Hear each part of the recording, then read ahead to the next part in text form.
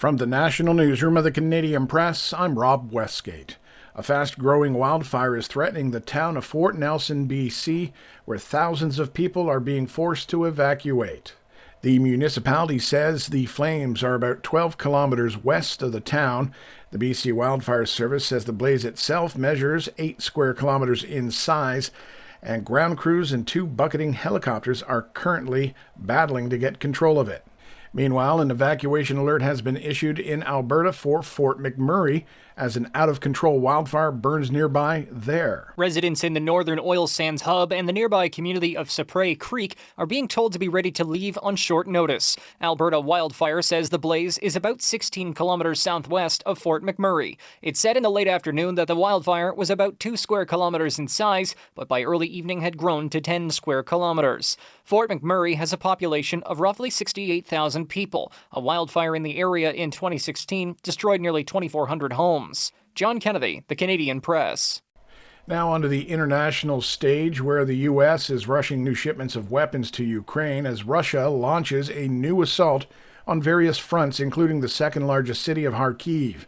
Reporter James Longman says a new aid package may help stave off the Russian offensive. The Pentagon confirmed that new $400 million aid package is on its way to Ukraine. It includes Patriot missiles, armoured vehicles and Javelin anti-tank systems. We saw for ourselves the difference heavy weapons make on the battlefield. And on a time frame for that aid, the US has pre-positioned critical equipment in the region. The idea is to get those weapons into Ukraine as quickly as possible. This is the third tranche of aid for Ukraine since U.S. Congress passed supplemental funding in late April after months of gridlock. South of the border, powerful storms packing hurricane-force winds killed at least one woman yesterday in Florida. City officials in Tallahassee say wind gusts upwards of 160 kilometers per hour, which exceeds hurricane intensity, were reported. Anna Edson McBride's business and surrounding neighborhood was damaged by the storm. The first thing I did was look out the front door, and it was devastating. The Tallahassee government's website said crews were scrambling to repair 100 broken power poles, while half the homes and businesses had been left without electricity in a city of 200,000 people. And Planet of the Apes is expected to rule the weekend at the box office. But now it is our time. It's time for the Apes to shine. Kingdom of the Planet of the Apes doing strong business in Thursday night previews, earning $6.6 million, which is a little better than the last Ghostbusters earlier this year, which opened to $45 million in North America. So look for Apes to swing in around $50 million. The record for a Planet of the Apes opening weekend, 2014's Dawn of the Planet of the Apes with $72.6 million. Jason Nathanson, ABC News, Hollywood. This is the Canadian Press. In sports, Evan Bouchard's goal at 5 minutes and 36 seconds of overtime lifted the visiting Edmonton Oilers to a 4-3 win over the Vancouver Canucks Friday, tying the best-of-7 second-round NHL playoff series at a game apiece.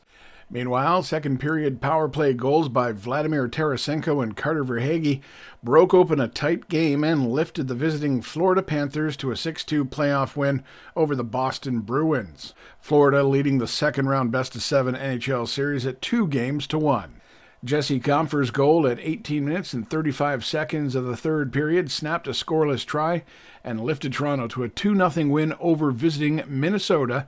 In Professional Women's Hockey League playoff action, Toronto leads the best-of-5 semifinal series 2-0.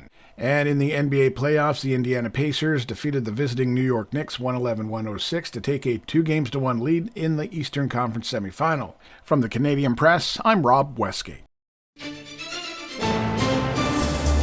Thanks for listening. Don't forget to follow and subscribe. For more of today's top stories, visit thecanadianpressnews.ca.